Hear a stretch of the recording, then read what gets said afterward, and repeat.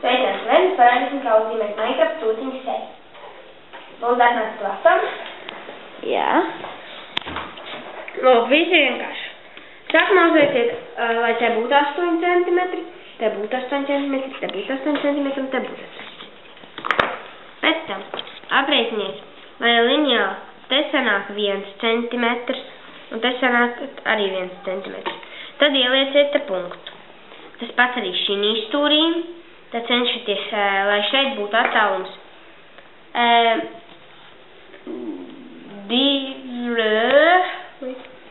3 centimetri.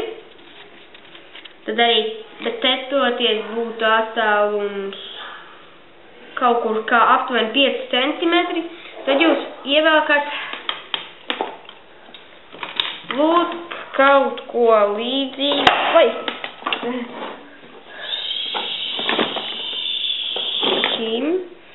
Jums jāsavelk ar līnijām. Es, piemēram, jau visu, jūs redzēsiet, rāds, kā es zīmēju. Es pat neteikšu, burtiski tie centimetri gandrīz neko tev nedod. Visi tie punktiņi, kurus savilku. Vienkārši jūs rāds redzēsiet, aptuveni kādi ir attālumi.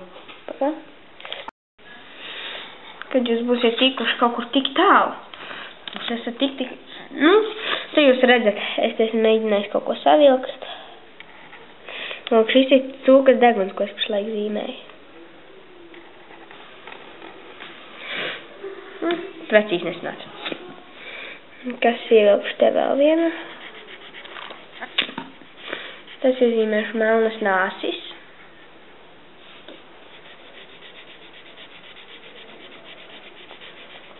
Jau uzreiz.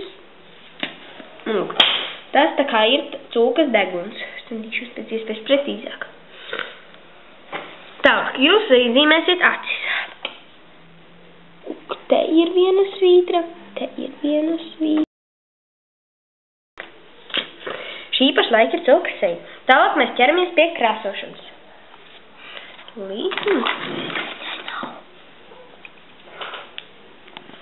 Tālāk mēs sāksim krāsot.